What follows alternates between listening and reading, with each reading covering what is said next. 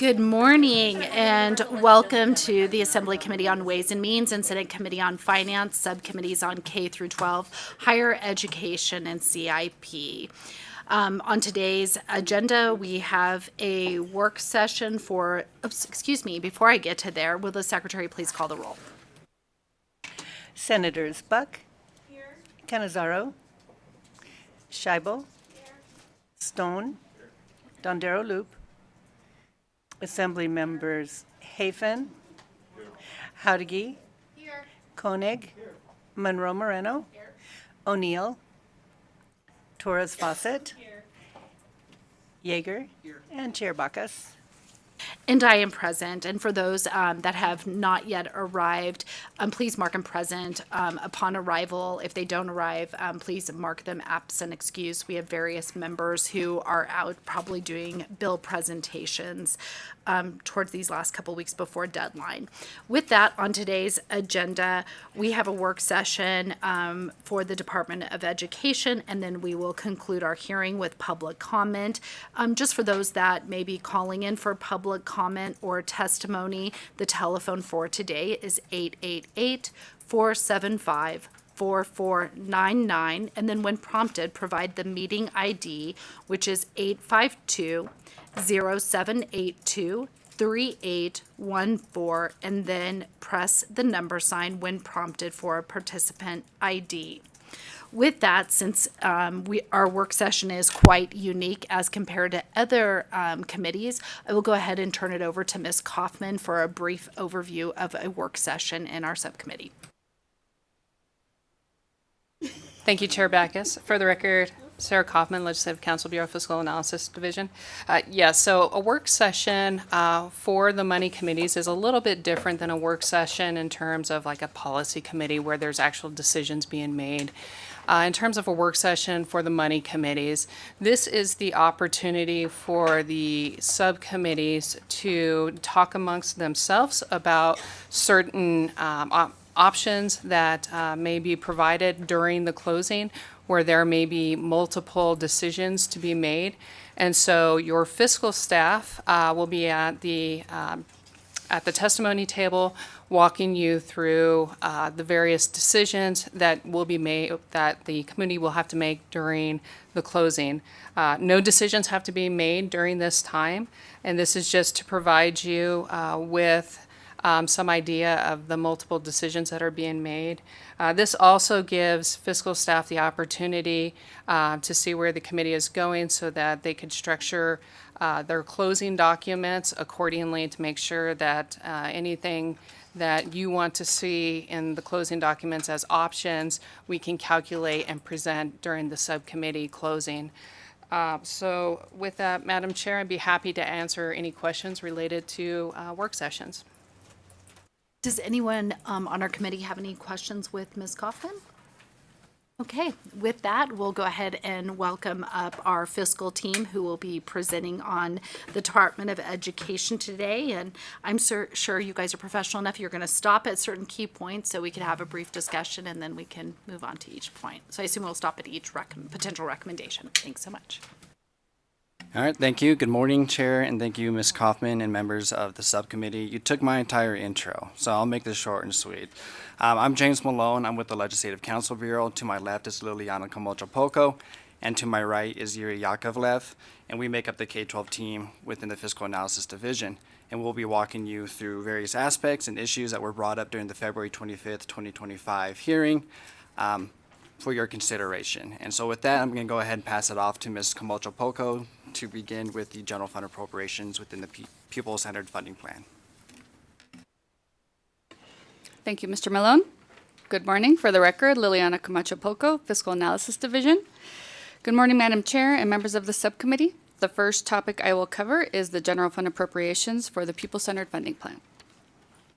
As submitted, the governor's recommended pupil-centered funding plan reflects a total increase in revenue, inclusive of general fund appropriations, of $692.6 million in the 25-27 biennium, including a $504.3 million increase in general fund appropriations in the 25-27 biennium when compared to funding approved by the 2023 legislature for the 23-25 biennium.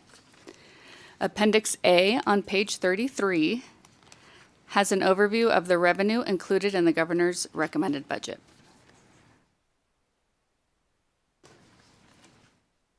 And 2 budget amendments were submitted, reducing general fund appropriations, and the first budget amendment recommends a decrease to general fund appropriations of $52.1 million over the 25-27 biennium to align recommended general fund appropriations with the minimum general fund increase in the state education fund required under NRS 387.12455, and to correct various technical errors and the funding model associated with the rate of inflation, the allocation of residual funding, and the statewide base per pupil amount.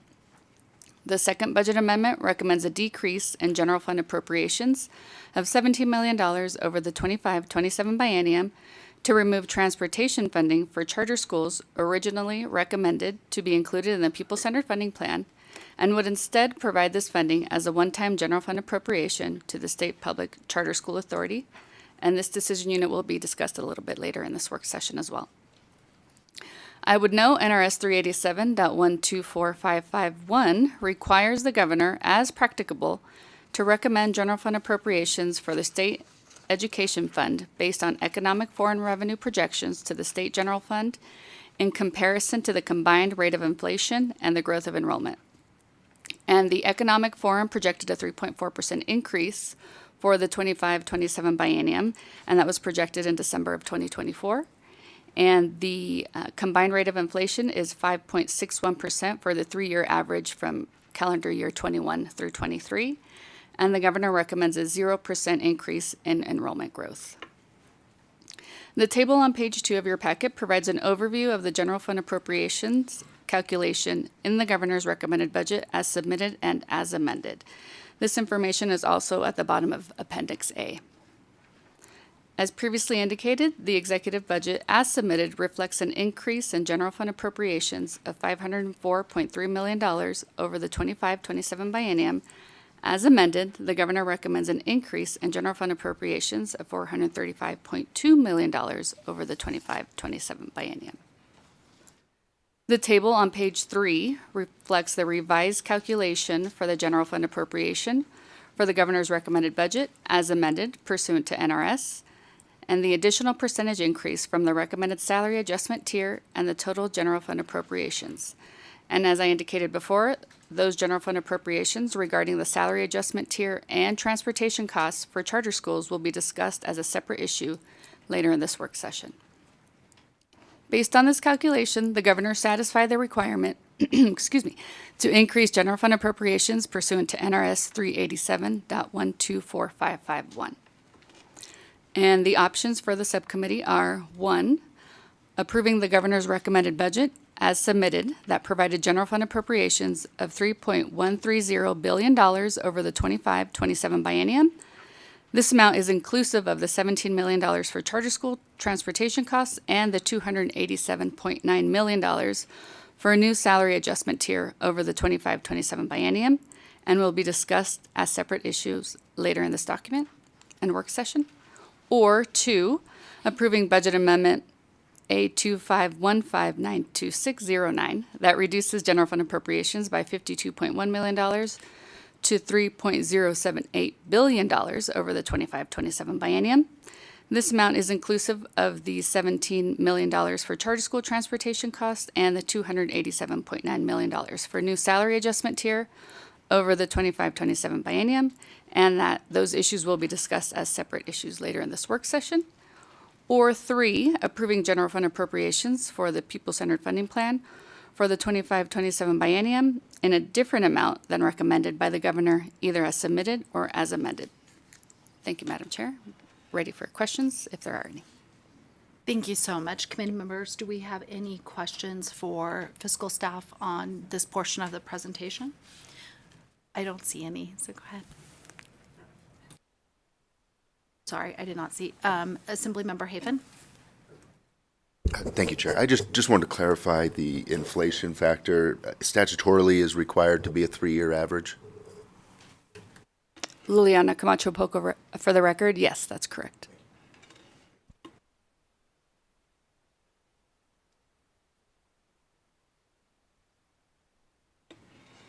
Liliana Camacho Polka for the record. I also wanted to note the appendices are available on Nellis if we have any folks following along that would like to review those appendix. Okay. The second topic I will cover is the statewide base per pupil funding. The governor's recommended budget, as amended, increases the statewide base per pupil amount from the legislatively approved amount of $9,414 in fiscal year 2025 to $9,416 in fiscal year 2026 and to $9,486 in fiscal year 2027 as detailed in the table on page 4. However, NRS 387.124552 requires the governor, as practicable, to recommend a statewide base per pupil funding amount that must be equal to the statewide base per pupil funding amount for the immediately preceding biennium, increased by an amount not less than the combined rate of inflation, which I previously indicated was 5.61%, and the growth of enrollment, which the governor has recommended at 0% over the biennium. As indicated previously, the legislatively approved fiscal year 25 statewide base per pupil amount is $9,414, which is that first number under fiscal year 2026 on your table. And adjusting the per pupil amount by the combined rate of inflation and the growth of enrollment over the biennium, as practicable, required under NRS, would result in a statewide base per pupil amount of $9,942, which is $456 more than the governor's recommended, as amended, statewide base per pupil amount of $9,486 in fiscal year 2027. The governor determined it is not practicable to adjust the statewide base per pupil amount from the immediately preceding biennium by the combined rate of inflation and the growth of enrollment. To align with NRS, the governor's finance office testified that approximately $240 million in additional funding would be required to bring the statewide base per pupil amount to $9,942. If the governor finds it impracticable to increase the statewide base per pupil amount as required by NRS, the governor must propose legislation. And this legislation was submitted by the governor's finance office as a BDR. And while the BDR has not yet been introduced, the agency indicated that the proposed legislation would, in part, remove the requirement as practicable for the governor's recommended statewide base per pupil funding amount for the upcoming biennium to be equal to the preceding biennium's amount adjusted by the rate of inflation and enrollment growth. As previously mentioned, the statewide base per pupil amount for fiscal year 26 is only $2 higher than the legislatively approved amount for fiscal year 2025, and technical adjustments due to missing expenditure data for local special education funding, as well as potential revenue decreases from the May 2025 consensus forecast, could result in the statewide base per pupil amount falling below the fiscal year 2025 level in fiscal year 2026. To mitigate this risk, the subcommittee may consider recommending that fiscal staff be authorized to adjust general fund appropriations between fiscal years to ensure, to the extent practicable, that the fiscal year 2026 statewide base per pupil amount does not fall below the fiscal year 2025 level, and that the fiscal year 27 amount reflects an increase over fiscal year 2026.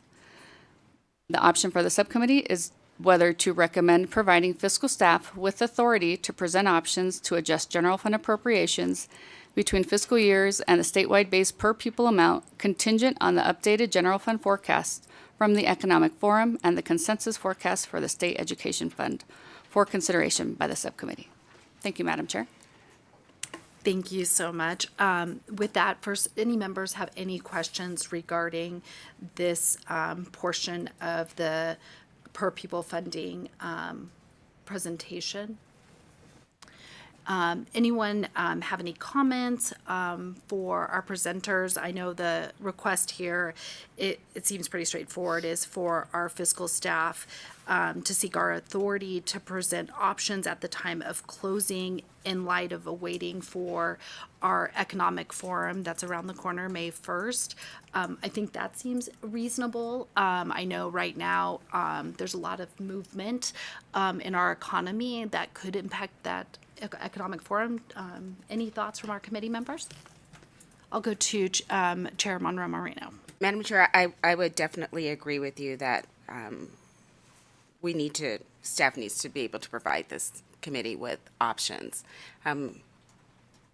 Seems like we're living in a roller coaster financially with things happening at the federal level and how it's going to impact us at the state. So I would like to see options coming forward at our closing. So I would definitely agree with you on that.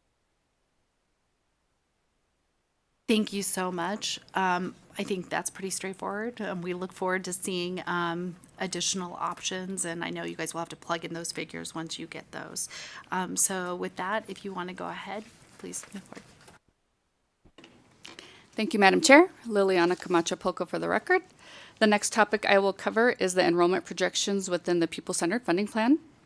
The governor's recommended budget reflects flat annual enrollment in fiscal year 25, 26, and 27 when compared to actual enrollment of 465,927 pupils in fiscal year 2024.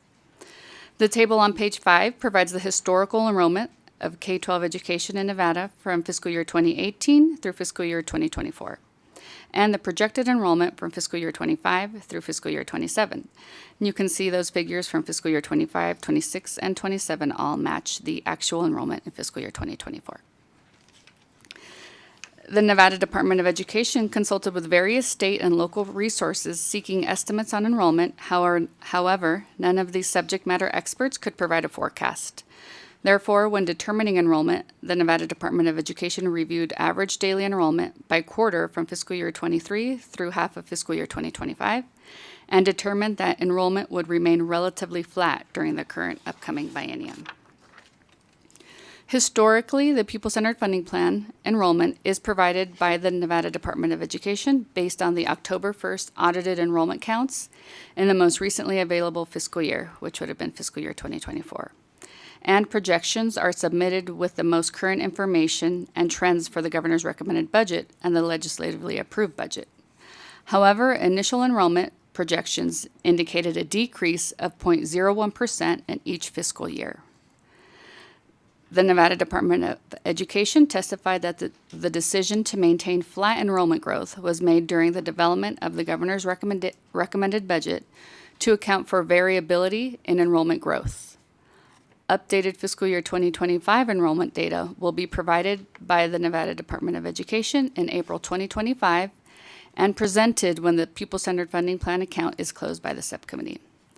The option for the subcommittee is whether to recommend approving the governor's recommended enrollment projections of 0.0 growth over the 25-27 biennium, or provide fiscal staff with the authority to update enrollment projections based on the Department of Education's revised projections for fiscal year 2025 with the most current enrollment data for fiscal year 26 and 27. Thank you, Madam Chair. Thank you so much. With this, first, committee members, does anyone have any questions? I just wanted to ask a question because with respect to we're looking at different things throughout. We'll look at enrollment numbers for determining obviously what the per pupil amount will ultimately be, as well as other areas. For purposes of this, is this just being limited to, well, we're looking at the growth, like whether there's going to be a growth factor for the calculation?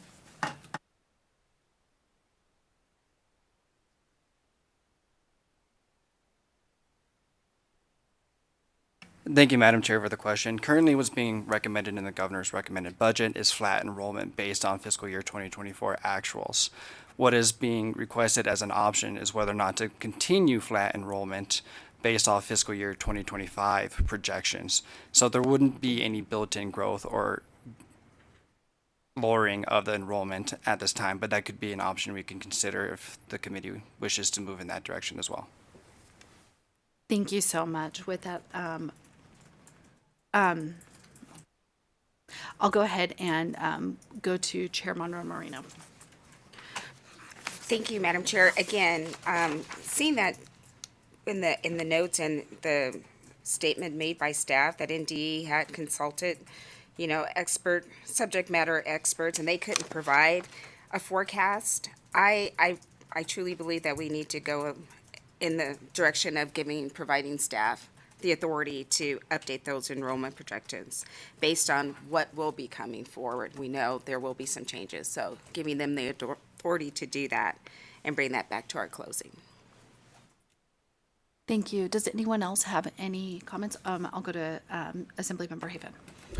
Thank you, Chair, and I'm going to dovetail off of the Assembly member there a little bit, because I would also like to see, when we're looking at this, the growth, the per pupil growth of, I guess the question is it's flat across the state, but is that flat per county, or are we seeing some, like, is Washoe increasing and Clark decreasing, but then the overall flat? And so when we get to closing, I'd like to see kind of if those projections are all flat, if one county's growing and decreasing. And the reason I ask is I know the per pupil funding for each county is going to also be different, and so the overall budget will look and vary. So I would like to see some of that additional information. I know a lot of it's been presented going forward, and I did find it interesting that the last 4 years has actually been negative growth, and so that's kind of where I'd like to see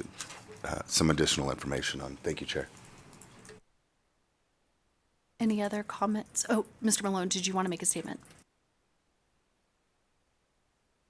You good? Okay. With that, I think we can now go on to the Nevada Cost of Education Index. Thank you. Excuse me. Thank you, Madam Chair. Liliana Camacho Poco for the record. The next topic I will cover is the Nevada Cost of Education Index, and the governor recommended a cost adjustment factor of 1.0 to be applied to all counties, consistent with the actions of the 2023 legislature and the recommendation of the Commission on School Funding. However, this recommendation effectively provided no adjustment for variations in the cost of living and the cost of labor between counties. Pursuant to NRS 387.1215, a cost adjustment factor is established for each county to account for variations in the cost of living and the cost of labor within the state. The cost adjustment factor for each county is otherwise known as the Nevada Cost of Education Index. The Nevada Department of Education provided the cost adjustment factors had the Nevada Cost of Education Index been utilized, and that is included on the table on page 7. And you will note 15 counties receive reduced funding with a factor less than 1. Clark County would see no change with a 1.0% cost factor, and Washoe County would receive increased funding with a factor over 1. The Commission on School Funding, at its April 26, 2024 meeting, voted to recommend maintaining a Nevada Cost of Education Index adjustment of 1 for all counties, which would effectively nullify the adjustment. However, the Commission indicated its intent is to keep cost adjustments within the Pupil-Centered Funding Plan and revisit the adjustment in a future biennia when the Pupil-Centered Funding Plan reached optimal funding. As previously indicated, if the legislature approves a cost adjustment factor of 1 for all counties, it would be consistent with the 2023 legislature and the Commission on School Funding's recommendation. The options for the subcommittee are Option A, recommend approval of the governor's recommended utilization of 1 for the cost adjustment factor for all school districts, which aligns with the actions of the 2023 legislature and the recommendations of the Commission on School Funding. Or Option B, recommend approval of applying the Nevada Cost of Education Index adjustment factor as calculated, which aligns with the intent of the Pupil-Centered Funding Plan. Thank you, Madam Chair. Thank you so much. Does anyone have any questions for Ms. Camacho Poco? Okay, it doesn't look like anyone has any questions on this item. I know you guys are probably looking for some direction, whether we kind of try to stick with, the 1.0 for cost of adjustment factor or modify that pursuant to the nice chart you guys provided us. So do we have any comments, feelings from any of our committee members? I'll go to Chair Monroe Marino. Thank you, Madam Chair. I'm sorry to be talking so much today, but looking at the two options, with the option A, we're being consistent with what we did in the previous legislative session, but we're also taking into consideration the recommendations for the Commission on School Funding. And I think that would be the direction that we would consider going in this legislative session. I like to hear if other members have a different opinion, but that would be where I would be leading, Madam Chair. Committee members, do we have any other comments? I'll go to Assemblymember Torres Fawcett. Thank you, Chair, and thank you for that comment. I would agree. I think that it is important that we continue to follow that recommendation because it does rely, that change would rely on us receiving that optimal funding. Thank you. Any other comments?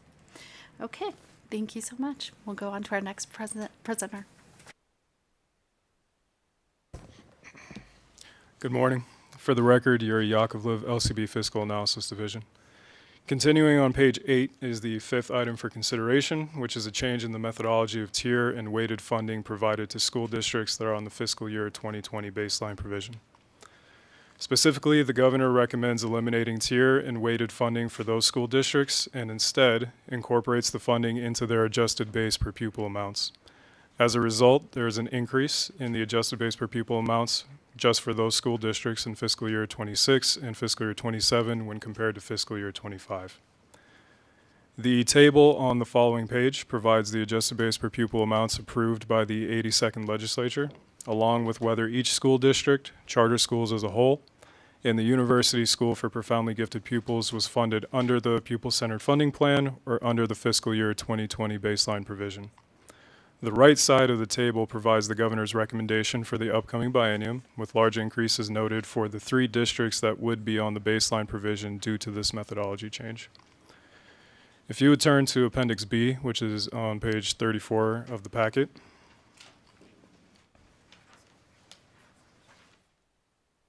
This illustrates the methodology change in greater detail in the upcoming biennium compared to the legislatively approved pupil-centered funding plan budget for the current biennium. The top half of the table presents what was approved by the 82nd Legislature, and the bottom half shows the governor's recommendation. You can see in the bottom half that the baseline provision districts are not receiving weighted or tier funding separately, and instead those amounts are incorporated into the adjusted base per pupil. Going back to page 9 of the packet and leading into page 10 as background, subsection 3 of the Nevada Revised Statutes 387-121 provides legislative intent to allow school districts, charter schools, and the University School for Profoundly Gifted Pupils to receive a similar level of funding compared to the level provided in fiscal year 20. This is in order to not penalize those recipients for having to provide budget reductions to compensate for the loss of revenue during the COVID-19 pandemic. As such, a calculation is performed to compare the amount of funding that would be received under the pupil-centered funding plan model and the amount that was provided in fiscal year 20. If the fiscal year 20 amount is greater, the recipient receives that allocation. However, once a recipient is funded under the pupil-centered funding plan, they do not go back to the fiscal year 20 baseline provision. So as previously mentioned, the governor recommends incorporating the tier funding, so transportation, food services, and local special education, and weighted funding for English learners, at-risk pupils, and gifted and talented pupils into the adjusted base per pupil amounts for the 3 school districts that would still be on the baseline provision in the 2025-27 biennium, thus increasing their adjusted base per pupil amounts. The department indicates the change was made to streamline the model, increase transparency, and reduce unnecessary calculations. As additional justification for incorporating all funding into the adjusted base per pupil amounts, the department is interpreting the legislative intent in Nevada Revised Statutes 387-121, which indicates recipients on the baseline provision maintain flexibility in how funds are apportioned between adjusted base per pupil funding and weighted funding. However, this was not reviewed by the Commission on School Funding, and if approved, this would be a change in the methodology compared to prior legislatively approved pupil-centered funding plan budgets. For example, recipients currently receive their tier funding allocations on a monthly basis. So their allocation in the approved budget is divided by 12 and distributed accordingly. Adjusted base per pupil funding and weighted funding are distributed monthly, but also adjusted quarterly for updated pupil enrollment information. So if approved, the baseline districts would have more flexibility in the use of the tier funding, but variability is introduced due to the enrollment updates.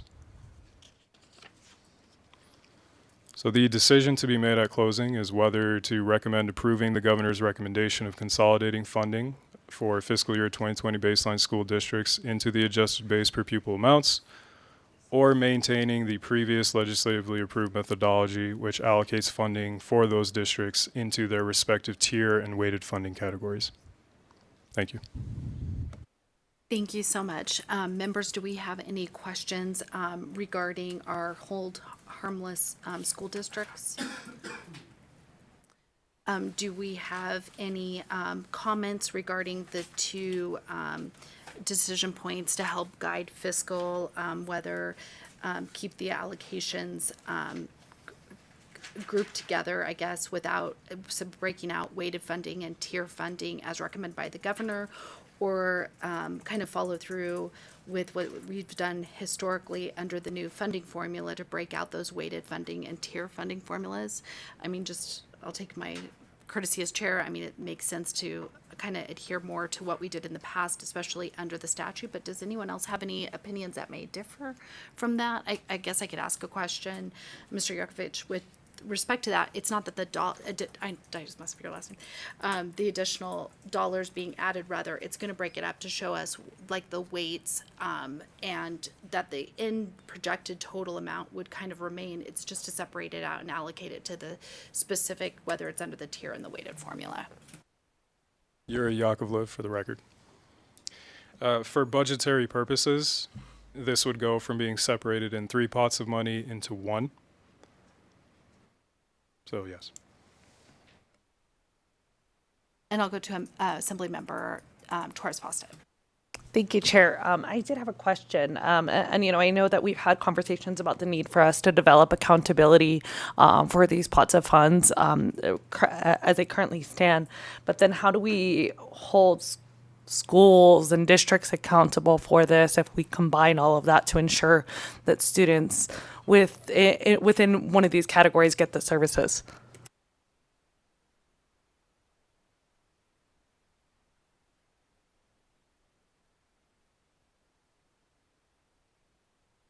All right. Well, James Malone, LCB Fiscal for the record. I can't speak to the accountability of this as far as the budgetary policy for distributing these funds. As it is now, when the K-12 education bill is drafted at the end of the legislative session, we pull these certain amounts out and provide them for those certain purposes.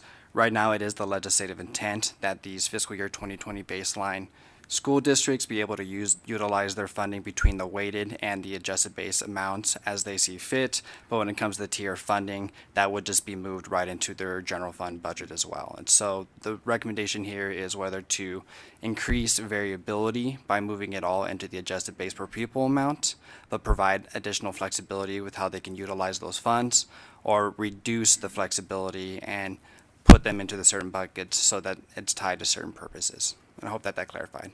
Thank you. I appreciate that. And I would like to maintain the current system because I do just want to ensure that we are showing the state of Nevada and showing these students and families that they're getting these services. And my concern with consolidating it is that essentially we would not have any type of weighted funds that are specific to that category, and these students might go without the services they need. Thank you so much, Assembly Member, for that. Any other comments? I think it seems like everyone's probably on the same page. So I know it's a little more work for you all, but thank you for that.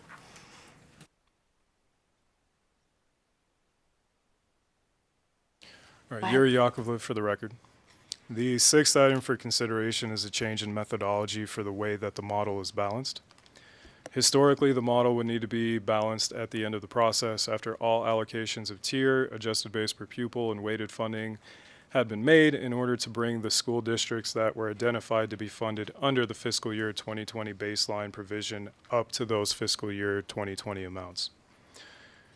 There's only so much revenue to be allocated, so every school district inclusive of the ones on the baseline provision, charter school, and the university school for profoundly gifted pupils, and every funding category, so tier, adjusted base per pupil, and weighted funding, took a proportionate reduction. The governor now recommends the adjustment only be made to recipients not on the baseline provision and only to the adjusted base per pupil and weighted funding categories. Since tier funding is based on actual and recent expenses, the department indicates it does not believe reducing that category is in line with balancing the model. The model is revenue-based, though, not expenditure-based. Additionally, the department indicates reducing the amounts provided to districts on the baseline provision contradicts legislative intent in Nevada Revised Statutes 387121. However, the intent indicates that school districts on the baseline provision be provided a similar level of funding on a pure pupil basis, not the exact same funding. In the amended version of the pupil-centered funding plan for the upcoming biennium, $7.9 million would be needed to balance the model to account for the baseline provision. Fiscal staff has provided various visuals to illustrate the policy consideration. If you would turn to Appendix C1, which is on page 35.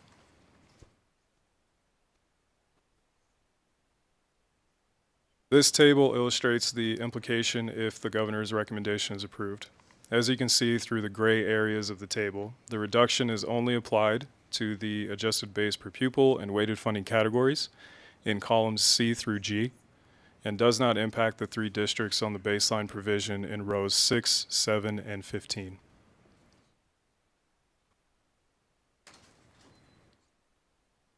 Oh, apologies. C through F, not C through G.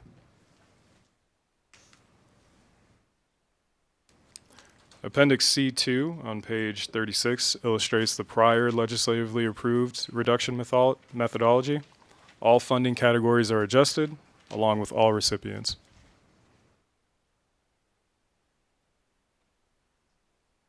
And then finally, Appendix C3 on page 37 illustrates a hybrid, where the reduction is applied only to the adjusted base per pupil and weighted funding categories, as recommended by the governor, but for all recipients, not just those that are not on the baseline provision.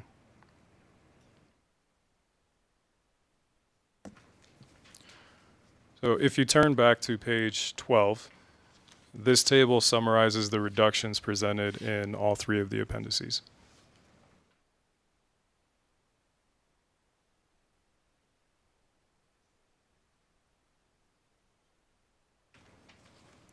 Moving on to page 13, the subcommittee has a few options to consider at closing.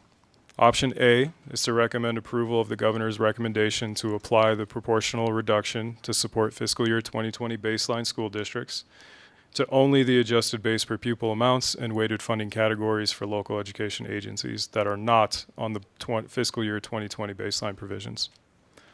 This option would maintain the adjusted base per pupil amounts for the fiscal year 2020 baseline school districts and the tier funding categories for all local education agencies. This option aligns with the data presented in Appendix C1.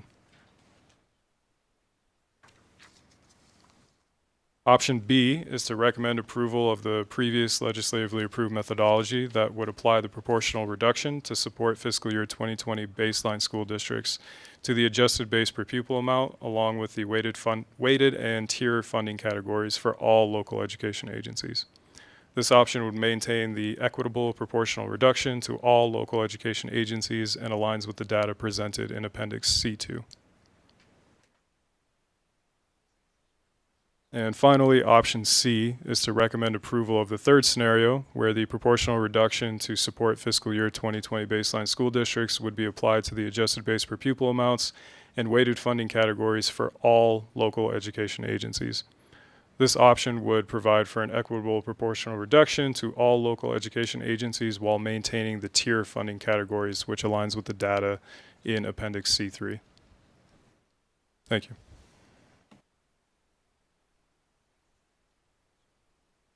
Thank you so much. Mr. Yakovic, sorry, I'll get it right one day.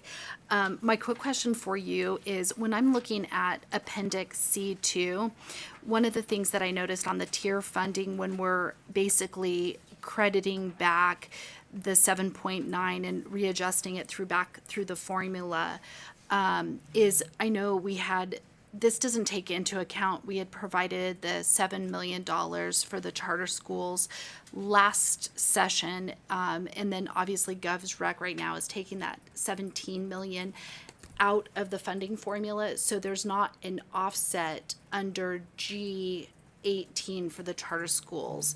Is it that my understanding is because the 17 million has now been put into a one shot, there wouldn't be any decrease to that because it's no longer in the formula? Yuri Yakovlev, for the record, that is correct. The 17 million is not in this scenario. Thank you so much. Does any of our other committee members have any questions regarding this area? Anyone want to make any comments, give direction to our, I can go to Chair Monroe Marino. Oh. Not a question, Madam Chair, just an opinion. Looking at the three appendix and the listening to the presentation, I prefer option B as to be recommended for closing for the subcommittee.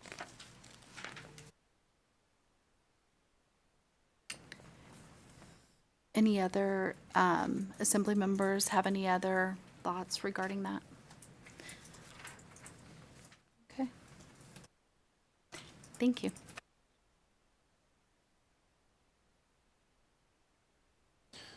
All right, Yuri Yakovlev, for the record. The seventh item for consideration is general funds of $8 million in fiscal year 26 and $9 million in fiscal year 27 to provide transportation funding for charter schools.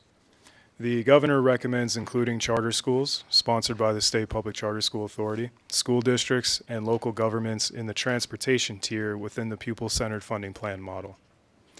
In prior biennia, transportation costs have been calculated on a 4-year average of actual costs, and those amounts were provided back to the 17 school districts through the model. Charter schools were not included. However, Assembly Bill 400 of the 82nd legislative session appropriated $7 million in each year of the 2023-25 biennium to the State Public Charter School Authority to fund charter school transportation expenses. The table on page 14 outlines the amount of the $7 million in AB 400 funding distributed in fiscal year 24, fiscal year 25 as of the end of January, and projected for fiscal year 25 in total.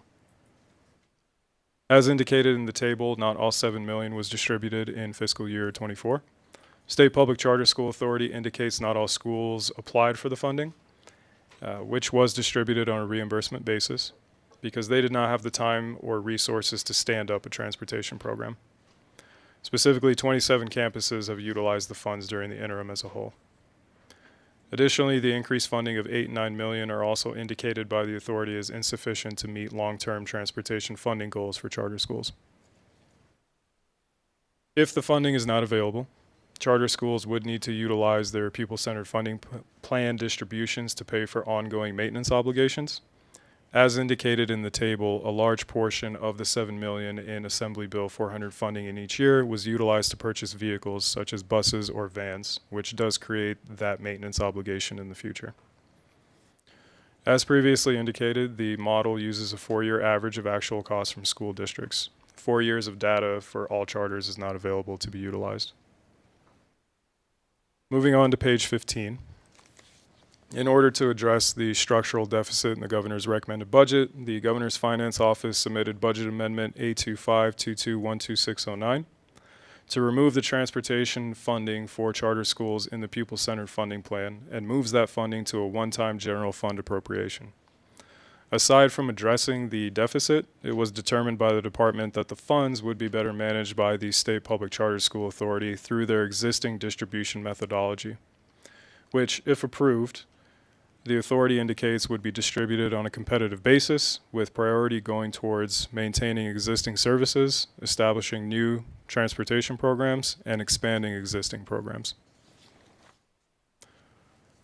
I would also note that the Commission on School Funding in fiscal year 2022 recommended that charters be included in the transportation tier using the 4-year average cost methodology. This was ultimately not adopted in the model. Moving to page 16, during the closing, the subcommittee could consider option A, which would recommend approval of Budget Amendment A2522-12609 to remove the $17 million in total in general fund appropriations from the pupil-centered funding plan and defer consideration of transportation funding for charter schools to a potential bill hearing where the one-shot appropriation may be addressed. Or option B, which would recommend not approving Budget Amendment A2522-12609, or the governor's recommendation as submitted to include charter schools in the transportation tier within the pupil-centered funding plan. Or option C, which would recommend not approving Budget Amendment A2522-12609 and include the $17 million in general fund appropriations for charter school transportation in the transportation tier within the pupil-centered funding plan. If A or C is selected, the subcommittee could also recommend legislation to include charter schools within the transportation tier within the pupil-centered funding plan beginning in the 2027-29 biennium, based on the average expenditures for the period utilized. Thank you. Thank you so much for diving into that. Assembly members, do we have any questions regarding this further item for further consideration and kind of give guidance to our fiscal staff? Any assembly members have any thoughts with respect to addressing the transportation funding that has been set aside in amendment by the governor to go into a one-shot versus going into any of the transportation tiers? Oh, do I keep saying it? Senators too? Is this why you guys haven't been volunteering? I'll make a comment. Okay, I'll go to Chair Dondero Loop. Thank you very much, Madam Chair. I would probably lean towards option A and defer that consideration of transportation funding and do a one-shot appropriation. And I have several thoughts on this. I would not include option D. So that would be my suggestion. Thank you so much, Co-Chair. I'll just look at senators from now on. Senators, any other thoughts? What about our assembly members? Things everyone's liking. Option A for now. Thank you so much. If you want to go ahead, Mr. Yakolev.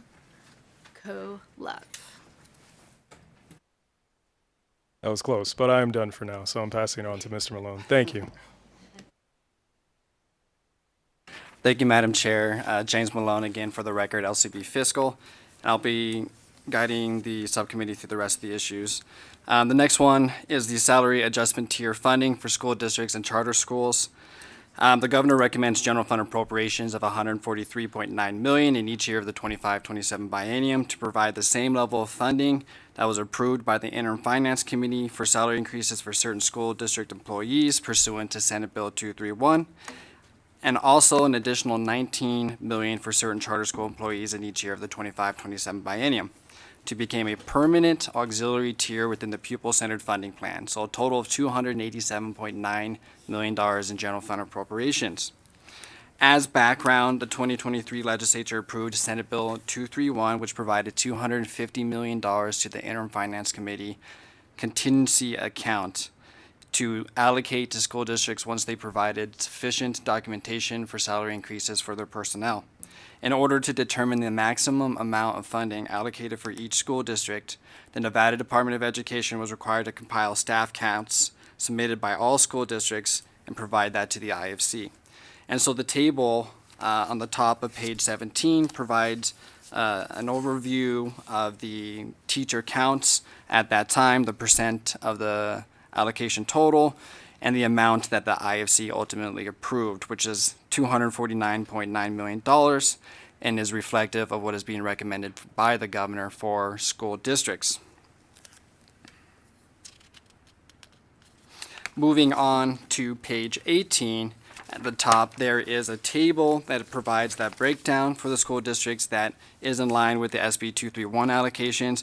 But in addition, these charter schools, all of them combined, $19 million each fiscal year for a total of $38 million. According to the Governor's Finance Office, this amount was utilized as a comparison to the Washoe County School District. However, the Washoe County School District reported 121 schools, while the State Public Charter School Authority had 84 sponsored charter schools. The State Public Charter School Authority did provide updated information as of October 2024 regarding their teacher counts. They report 3,054 licensed teachers, 58 unlicensed teachers, and 1,789 education support professionals. If approved, the intent would be that the State Public Charter School Authority would distribute these funds on a per-pupil basis, where charter schools with a larger enrollment would receive a larger allocation. And this methodology is a deviation from what the methodology was utilized for the school districts. So the subcommittee may also consider, if approved, aligning the distribution methodology for these funds with the distribution methodology that was utilized for the school districts, which would be by a teacher and educational support count basis. So in total, 4,901 licensed and unlicensed teachers and education support professionals utilizing an average amount of $6,533 per eligible employee. The amount, if approved, could be updated to $32.0 million over the 25-27 biennium to align with the methodology utilized for these school districts. So moving on to page 19, staff has put together some discussion regarding the different options to establishing this program. Currently, in the governor's recommended budget, the program is established as an auxiliary tier within the pupil-centered funding plan. As background, the 81st Legislature, which implemented the pupil-centered funding plan, authorized various categorical programs be transferred into the pupil-centered funding plan, such as the Read by Grade 3 programs and the class size reduction. And this shift provided school districts with increased autonomy to allocate funds as needed. However, it didn't eliminate all categorical programs. There are still categorical programs that exist outside the pupil-centered funding plan, and those exist within the Department of Education's other state education programs budget account 2699. So when looking at establishing this as a tier within the pupil-centered funding plan, there are various considerations to keep in mind when making this decision. The first one is the impact on the base per pupil funding during economic downturns. Tiers within the pupil-centered funding plan are funded before calculating the adjusted base per pupil amount.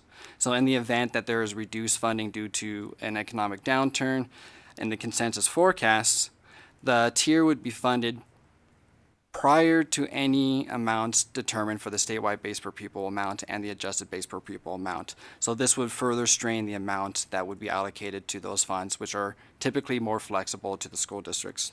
The second one would be the general fund growth provisions in NRS 387-12455. Now, this growth provision requires that any general fund appropriations within the state education fund grow by not less than inflation each biennium. By putting the $287.9 million within the state education fund, you subject these provisions to those dollar amounts, providing that requirement that it grows by not less than inflation each biennium.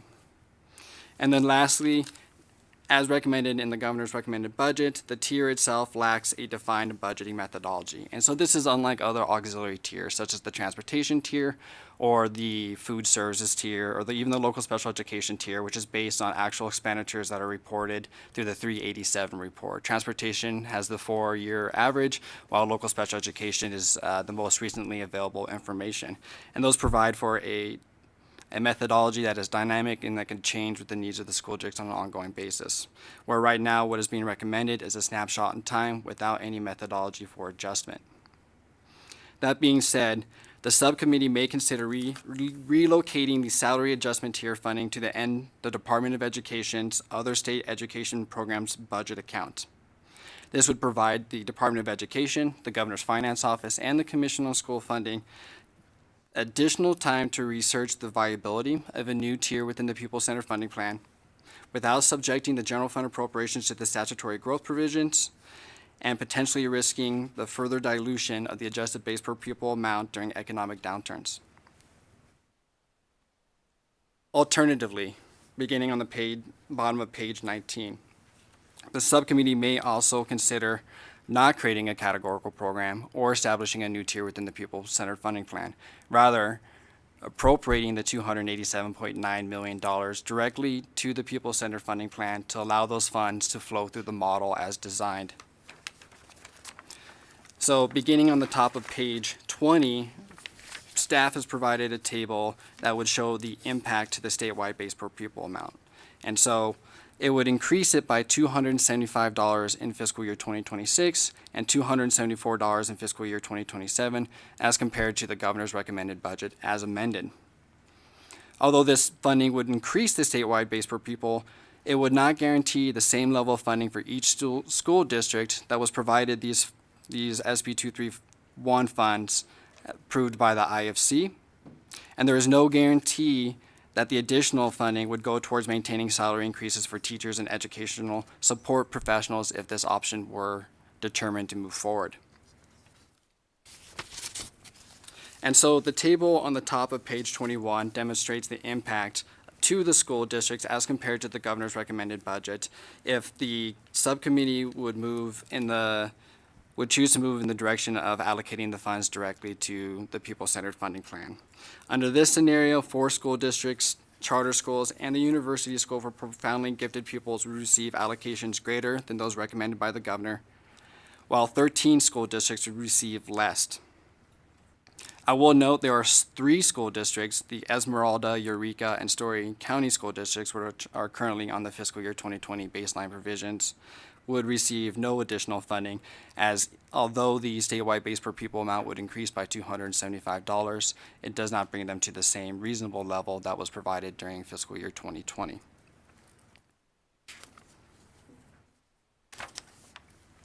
So options and decisions for the subcommittee during closing.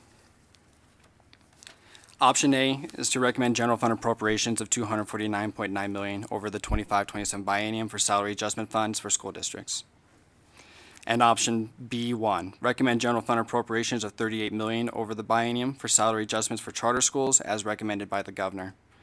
Or B2, recommend general fund appropriations of $32 million over the 25-27 biennium for salary adjustments for charter schools to align the distribution methodology utilized by school districts or for school districts over the 23-25 biennium.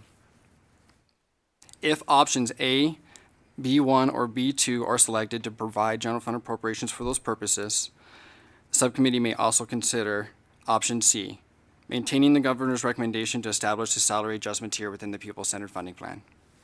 Option D, recommend not approving the governor's recommendation to establish a new salary adjustment tier within the pupil-centered funding plan, and instead create a categorical program within NDE's other state education programs budget account with the same level of funding. If this option is selected, the subcommittee may also consider recommending issuing a letter of intent to the Department of Education to collaborate with the Commission on School Funding to study and make recommendations on whether a salary adjustment tier, along with a recommended budgeting methodology, should be incorporated into the pupil-centered funding plan in future biennia. Or option C, recommend not approving the governor's recommendation to establish a new salary adjustment tier within the pupil-centered funding plan. Instead, provide the general fund appropriations over the 25-27 biennium to the pupil-centered funding plan to account to increase the statewide base per pupil amount and the subsequent weighted funding categories. This option aligns with the original intent of the pupil-centered funding plan by limiting the number of state-funded K-12 categorical programs. However, allowing the funds to flow through the model would not guarantee the same level of funding for each school district as previously approved by the IFC, or that the funding would go toward maintaining salary increases for teachers and education support professionals. And then with that, I'll pause for any questions. Thank you so much, Mr. Malone, for your presentation. Members of the committee, do we have any questions for Mr. Malone? I have actually a question. And you may not have the information right now, but when we're looking at our charter school category and the numbers that you provided us with respect to the number of teachers and education support professionals, my question was, does the charter school authority figures take into account our school district charter schools? Or did we kind of exclude the school district sponsored charter schools from these numbers?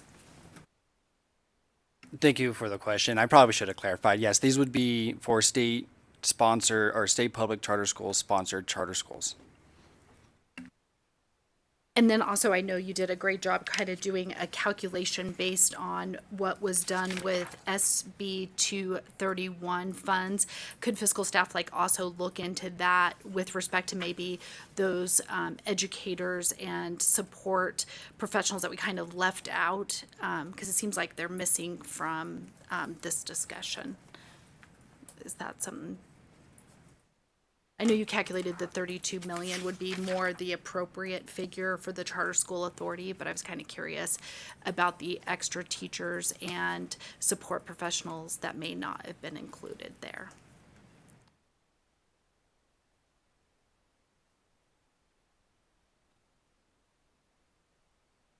Madam Chair, I can clarify if you'd like. So yes, we can provide that information. So we'll have to get back with you and the committee regarding how many teachers and educational support staff are included in the school district supported charter schools in addition to the State Public Charter School Authority teachers as well as educational support staff. And then with that, I'll go ahead and take some comments. I'll go ahead to Majority Leader Canizero. Thank you, Madam Chair. And I think, when we discussed some of the charter school raises piece of this, I know I definitely asked some questions about how many teachers, how many staff, where this number came from, because it was sort of modeling it off Washoe, but not entirely accurate, and how it was that we would guarantee the raises. I think one of the things about Senate Bill 231 was that we wanted to make sure we were not just allocating funds that then didn't ultimately end up going to teacher raises, because the schools can sort of use those funds once they've been allocated. And that's why we required the school districts to come with a plan for how it was they were going to spend their pupil-centered funding plan dollars, and then the IFC would allot additional funds to help support those raises to ensure that teachers were actually getting raises. So I think two things on that. One, we definitely need some more information, and I appreciate Ms. Kaufman clarifying some of that data that we do need to try to figure out what the right amount would be. And then two, I think there still needs to be a discussion about how it is we would make sure that any raises for charter schools actually go to raises for the teachers and are not just money that is sent to the charter schools that then we're not sure that those teachers and staff are getting those raises. Because I have those same just general concerns that we had with Senate Bill 231. So I think as we're considering options at this point in the session with respect to this budget, I would be comfortable in as much as it concerns that $249.9 million for salary adjustment dollars, to have that, but to have that as one of in the other accounts as opposed to flowing through the pupil-centered funding plan because of the discrepancies that it creates with all of the districts and our ability to maintain those raises for those teachers and staff. And then for now, holding on any of the charter pieces of that until we can figure out more of the details and the mechanisms to account for ensuring that teachers and staff are actually getting those raises. So that would just be my thought on this one, Madam Chair. Thank you so much. Members, do we have any other comments? I do want to stress though, like today, just for anyone like watching or attending today's hearing, a lot of the work we're doing as indicated on the work session, none of this is like a final decision. We're kind of just like working through each of these decision items to give our fiscal staff direction when they're running the funding formula for us when we're going to be making budget closing decisions. With that, anyone else have any comments? Okay, well, thank you so much. Majority Leader will go on to the next item, Mr. Milan.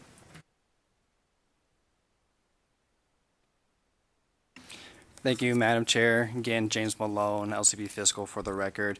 And so we're moving on to page 23 of your packet, and the next couple issues deal with the account for state special education services. This is budget account 2619. This is a budget account that is separate from the pupil-centered funding plan and separate from the state education program itself. And so there's three separate programs within this budget account. This budget provides special education funding for pupils for the school districts not to exceed 13%. It also provides a $1.5 million per fiscal year supplemental funding program for pupils above that 13% threshold. And then also it provides a contingency program of $2 million each fiscal year to reimburse school districts and charter schools for extraordinary expenses. The first issue to be discussed today is the special education program weighted multiplier and funding distribution methodology. Currently, the governor recommends $257.6 million in fiscal year 2026 and $262.4 million in fiscal year 2027. This is inclusive of a 2% roll-up calculation of $14.4 million over the 25-27 biennium. The 2% roll-up is a calculation that is done to provide a 2% increase or merit increases for personnel staff that work in special education.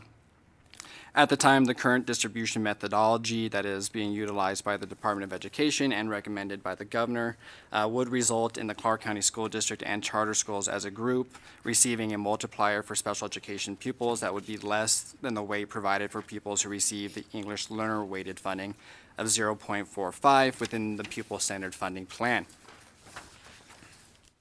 So although this budget account is separate from the pupil-centered funding plan, it is tied to the plan in a way that pupils that are counted, those that have individualized education plans, fall into the special education category and counted as enrollment within this budget account, and they no longer become eligible for weighted funding within the pupil-centered funding plan. This decision was made during the 81st legislature, where they were excluded from the other weighted funding programs in lieu of the statewide multiplier at the state level budget account. And to demonstrate this particular weighted funding comparison, fiscal staff within our appendixes, so beginning on Appendix D, this is page 38, there is a high-level total funding overview comparison for the funding amounts in different various categories. And so for fiscal year 2025, fiscal year 2026, and fiscal year 2027, when looking at those far right columns in respective fiscal years, you'll note that the pupils with disabilities weighted amount is higher than the 0.45. So in fiscal year 2025, it is a 0.47. What is being recommended by the governor is a 0.46 for fiscal year 2026 and also 0.46 for fiscal year 2027. However, the next appendix, which begins on page 39, Appendix E, breaks that statewide amount out by school district, university school, and the combined charter schools. And when you look at what we're calling the effective multiplier, you'll notice that the Clark County School District and charter school multipliers are less than the statewide, less than the English learner. And so in fiscal year 2026, you'll note that 0.43 is the effective multiplier for Clark County School District, and then for charter schools, it is 0.39. Clark County does move up to 0.44 in the second year of the biennium, and that's due to an increase from the 2% merit roll-up.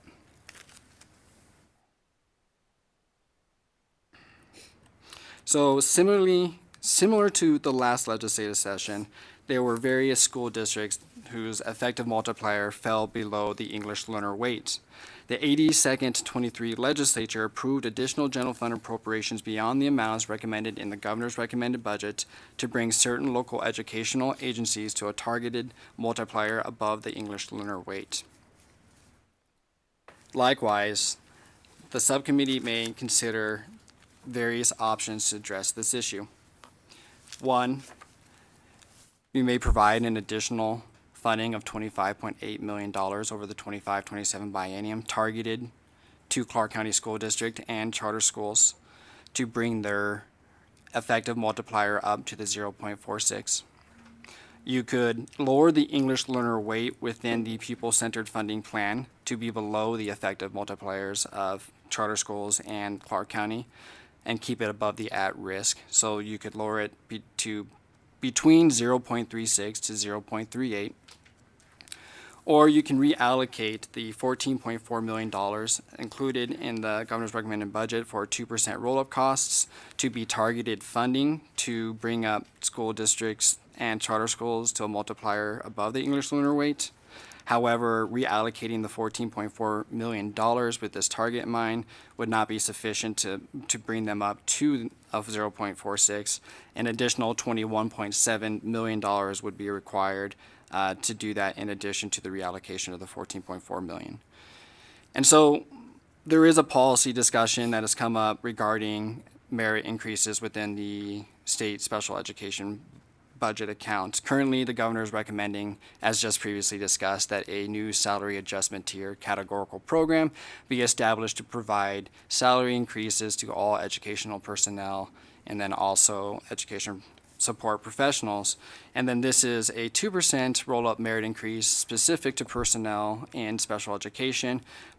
So there are 2 programs currently right now that are recommended merit increases for state staff, or teachers, my apologies, teachers and educational support professionals at the school districts and the charter school.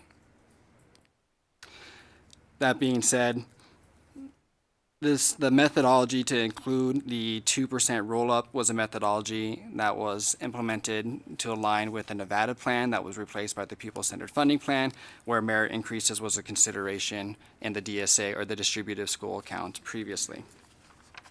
So the table at the top of page 26 provides a overview of what that 2% roll-up is per school district, university school, and charter schools. According to the governor's finance office, they are not opposed to removing the 2% roll-up, as it may be duplicative of salary increases provided through the salary adjustment tier recommended within the People-Centered Funding Plan. So options. Option A is to recommend approval of the governor's recommendation to fund the account for state special education services utilizing prior year expenditures plus a 2% roll-up for merit increases for special education personnel. This option would provide for a statewide multiplier of 0.46. However, the effective multiplier for Clark County School District and charter schools as a group would be less than the English learner weight within the People-Centered Funding Plan. Option B is recommend approval of an additional $25.8 million in general fund appropriations over the biennium, $16.3 million for Clark County School District, $9.5 million for charter schools for the state special education program over what is currently included in the governor's recommended budget. This would increase the maintenance of effort requirements for local educational agencies and the maintenance of physical support for the state. Option C, recommend approval of eliminating the 2% roll-up for merit increases for special education personnel and reallocate the $14.4 million to local education agencies below the target 0.46 statewide multiplier proportional to the number of budgeted special education pupils. This option would also limit the increase in the maintenance of effort in future biennia. However, this option alone would not provide enough funding to bring all local educational agencies to a target multiplier of 0.46. And if option C is selected, the subcommittee may also consider recommending the approval of an additional $21.7 million in general fund appropriations over the biennium for the state special education program over what is currently included in the governor's recommended budget. This would also increase the maintenance of effort requirements for local educational agencies and the maintenance of fiscal support for the state. And with that, I'll pause for questions, comments.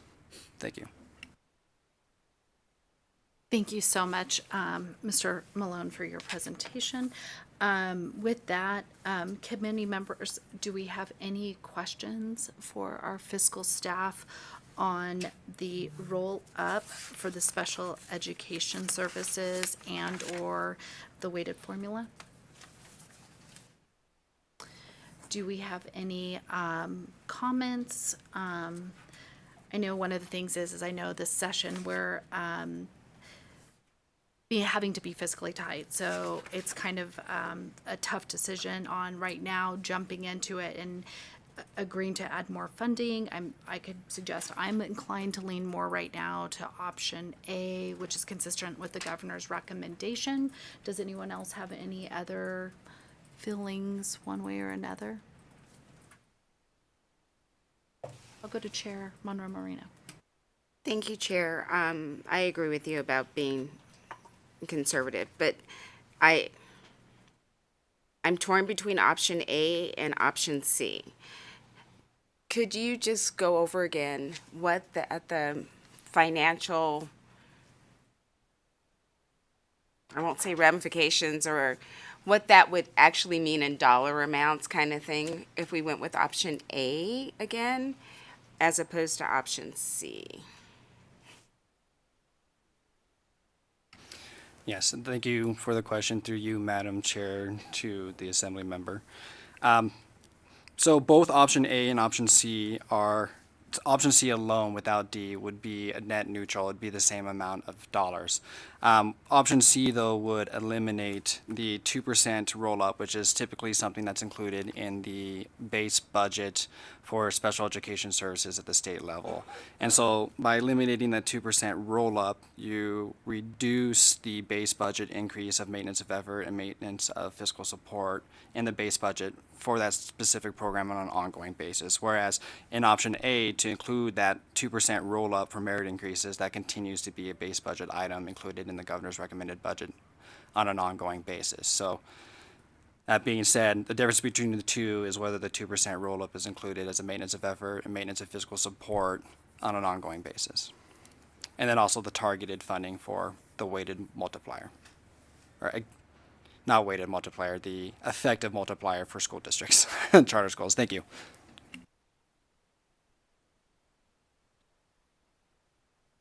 And I hate to put this on you guys, but just so, I mean, when we're moving forward, I think, is this one of these items, because option A and option C kind of keep the $14.4 million roll-up consideration,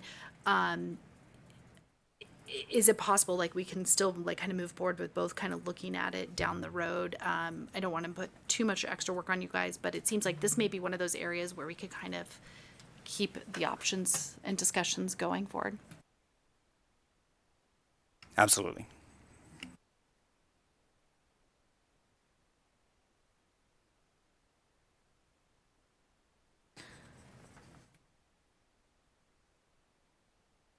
I think that's maybe something we do. I don't think anyone else has any other comments. Okay. Thank you. And Mr. Millen, you can always go directly to the members of the committee. All right. Thank you, Madam Chair. James Malone again for the record, LCB Fiscal. The next issue begins on the bottom of page 27. My apologies.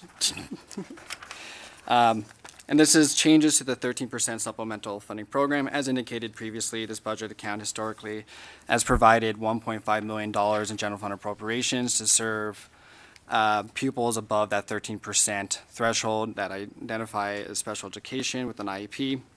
And so the summary, to assist local educational agencies that receive 13% plus supplemental funding fiscal year 2025 with their local maintenance of effort requirements, the governor recommends maintaining the same level of funding in their initial special education funding allocation each year over the 25-27 biennium.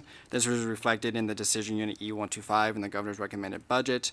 And then also originally as submitted, the governor had recommended eliminating the program for providing these funding for the students above that 13% funding cap, and that was decision unit E600.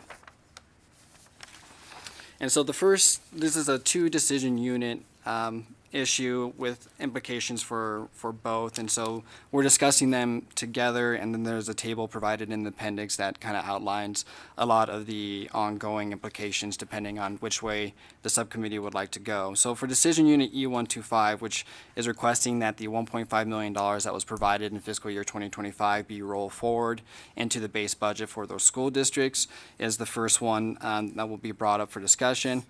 It has been historically, the state has provided this $1.5 million as an ongoing appropriation, but it would be distributed to the school districts as a one-time basis. And the intent was that every fiscal year that enrollment would be reevaluated and then the funds would be redistributed based on the needs of that current fiscal year.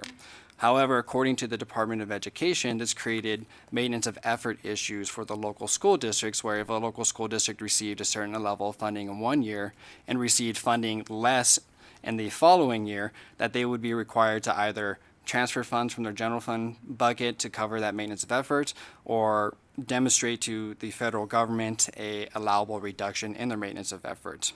And so this recommendation was included in the governor's recommended budget to assist with the local maintenance of effort for those local educational agencies. Okay. And that being said, I'll be moving on to page 29, where at the top of that page is a table, and this table breaks down the recommended allocation. This is the allocations that were provided to the school districts for that 13% above supplemental, and the amounts tied to $1.5 million. So the recommendation would take that $1.5 million and roll it into the base budget, so that the school districts wouldn't have to recompete or reapply to receive those funds on an ongoing basis. And then Decision Unit E600, which was originally submitted in the governor's recommended budget to eliminate the 1.5% or $1.5 million program, which is the 13% supplemental funding. The intent behind this originally, or at least provided through testimony, was although the 1.5 million that was being provided as a roll forward from fiscal year 2025 to 2026, that would be a one-time roll forward and the program would be eliminated to assist with the ongoing maintenance of fiscal support, or the fiscal support that would be put on the state if this was to continue on an ongoing basis. At the February 26, 2025 hearing, the subcommittee did express concerns that it appeared that the funding would be eliminated, that pupils exceeding that 13% limitation would not receive state special education funding, and other weighted funding. So since that budget hearing, the Governor's Finance Office did submit Budget Amendment A256392619, which provided additional general fund appropriations over the 25-27 biennium to restore the 13% supplemental program funding, and then also allow those funds to continue to roll forward into the base budget of each fiscal year, which is consistent with the recommendation in Decision Unit E125. According to the Governor's Finance Office, the elimination of this program was inadvertently included in the Governor's recommended budget. And so before I move into the options for the subcommittee right now, I would like to divert your attention to Appendix G. And so fiscal staff had put together this table just for demonstration purposes and doesn't reflect anything included right now in the recommended budget, to help guide the implications of what these different decisions mean. And so in that table there, on the far left, we have the options A, B, and C laid out. The first option is to roll forward the supplemental funding into the base budget, but eliminate the program. This is how the budget came over as originally submitted by the governor. And there you will see the 13% supplemental program is being provided in fiscal year 2025 at $1.5 million, but for the next fiscal years, because it was eliminated, that money would not be there. However, if it rolls forward into the base budget, that is a consistent year-over-year maintenance of fiscal support that the state would need to provide. So in total, $9 million for the next 6 years or next 3 bienniums would be the state increase of the fiscal support. Option B would be to roll forward into the base and continue the program. And this reflects the governor's recommended budget as amended with the budget amendment. And there you'll see that the 13% supplemental program amount of $1.5 million continues every fiscal year indefinitely.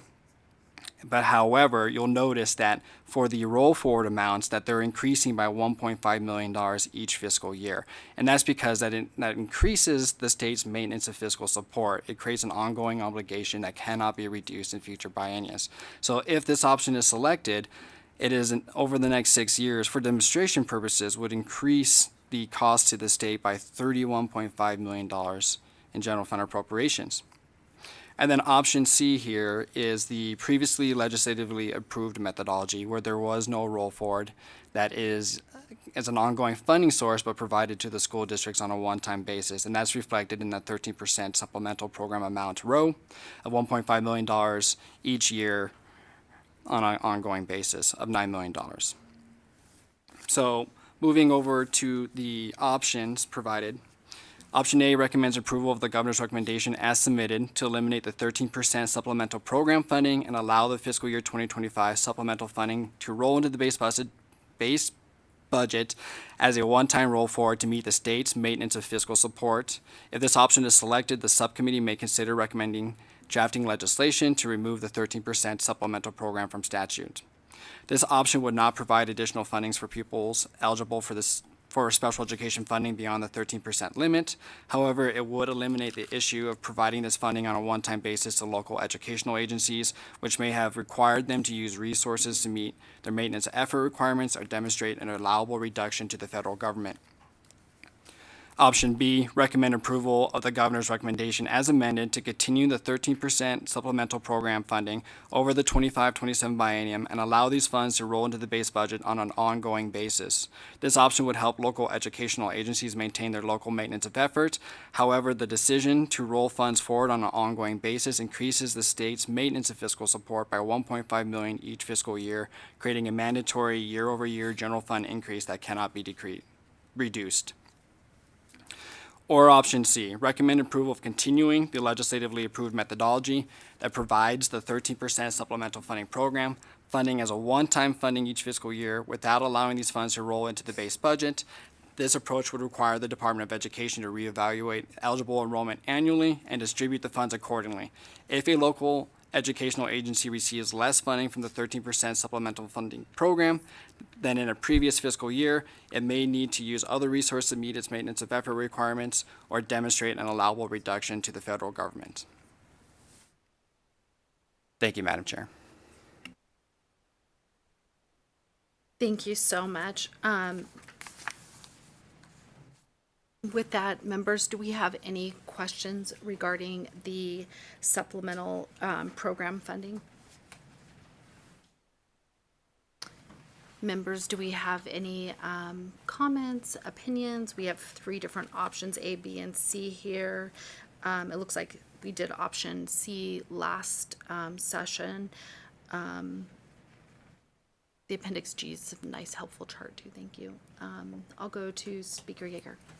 Thank you, Chair. I do think we should go with option C, although I might like to go with option B. I don't think it's wise in this fiscal environment to basically commit to an additional $1.5 million every fiscal year. That year-over-year fund would not be able to be decreased. I think C gives us the most flexibility, and then the next iteration of this body in the 2027 session could perhaps reevaluate in terms of where we're at economically. Thank you for that, Speaker. Any other comments?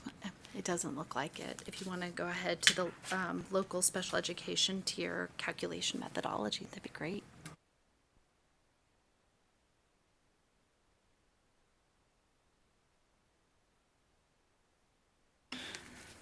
Thank you, Madam Chair. James Malone, LCB Fiscal, for the record. The last issue, this is actually the local special education tier. This is separate from the state special education budget account 2619. This is a tier that is established within the People-Centered Funding Plan. Currently, the governor's recommended budget for the local special education tier within the People-Centered Funding Plan includes a methodology change in the base budget from the legislatively approved methodology. The budget as submitted by the governor reflected certain school districts receiving $0 for the local special education tier. Although these school districts had been provided funding in this tier in prior legislatively approved budgets, the subcommittee expressed concerns about the lack of funding for these school districts at its hearing February 25th, 2026, 2025. And the Department of Education had indicated that the amounts were still being finalized in the expenditure reports for those school districts, with updated amounts to be provided at a later date. On March 24th, 2025, the Department of Education provided updated calculations for the local special education tier, which continued to show $0 for certain school districts. This methodology, at this time, it was identified that a new calculation methodology was being utilized for the local special education tier. This methodology resulted in most school districts receiving less funding than they would have under the previously legislatively approved methodology. Fiscal staff has not had sufficient time to fully analyze the newly proposed methodology for budgeting the local special education tier. However, fiscal staff estimates that approximately $10 million per fiscal year would be required to restore funding for the local special education tier to the previously legislatively approved methodology. If the subcommittee wishes to utilize the prior methodology for local special education tier, additional funding would need to be provided to the PCFP, or a reduction to the statewide base per pupil amount would be required. So the decision here is whether to provide fiscal staff with the authority to present options for the subcommittee to consider regarding the use of newly proposed methodology for calculating the local special education tier, or the continuation of the previously legislatively approved methodology. Thank you so much, Mr. Malone. Members, do we have any questions regarding this? It sounds like you need some more time to look into it, but anyone have any questions for Mr. Malone or fiscal staff? If not, I'm happy to take any comments regarding suggestions. I mean, it seems kind of obvious to let you guys have the authority to present some options here. It doesn't look like anyone else is disagreeing with that, so sounds like a plan. With that, overall, it looks like, I didn't know, Mr. Mullen, do you guys have any closing remarks after page 31? Thank you for the time this morning. No, thank you. Honestly, each of you, this is a lot of information. I know there's a lot of time that goes into this detail analysis. So with that, members, any other comments, questions?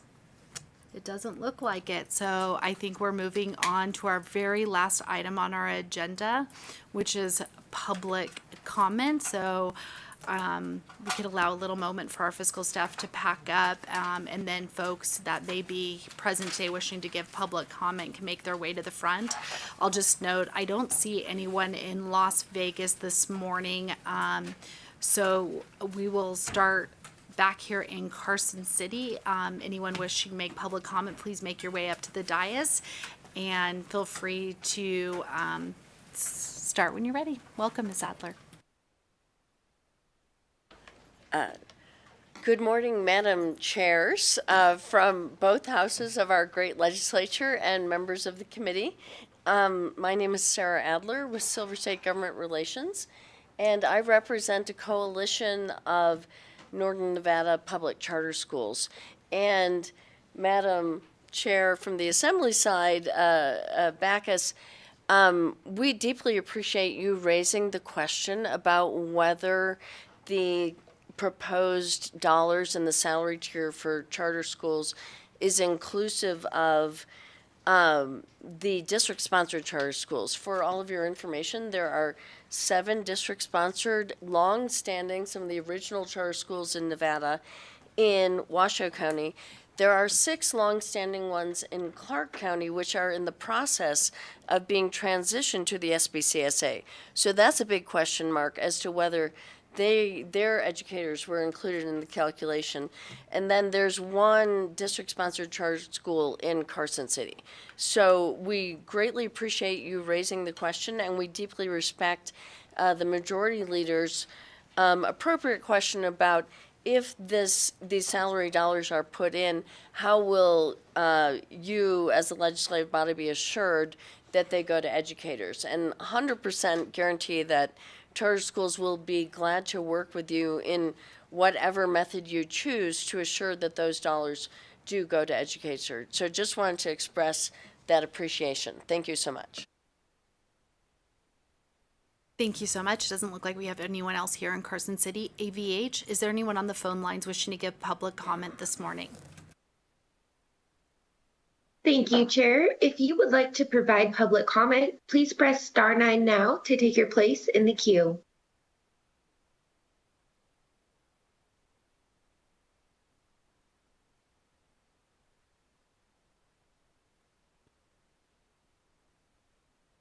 Good morning. Alexander Marks with the Nevada State Education Association, the Nevada affiliate of the NEA, the largest labor union in the country. We felt it necessary to chime in regarding the presentation by the governor's staff this morning.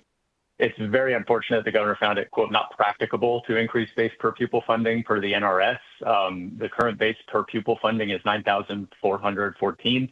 The GovRec goes up to $9,416. and then 9,486. So for next year, $2. And as the NRS does prescribe, it should be going up to 9,942. So the self-proclaimed education governor can't follow Senate Bill 543 from 2019.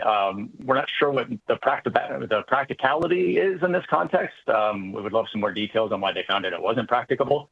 And we're also concerned about the $700 each year recommended by the commission's plan. But, you know, $2 Joe's at it again. Today's presentation is just another cold rebuke of the commission on school funding's hard work and efforts made during that last legislative session. It's day 53. They are adamant that $2 is acceptable. $2 will not keep up with increasing costs, especially with the 3.5% PERS increase that's coming in July and inflation that's also trending up. You heard from many of our members a few weeks ago that $2 won't cover most of the items on a typical elementary school classroom supply list.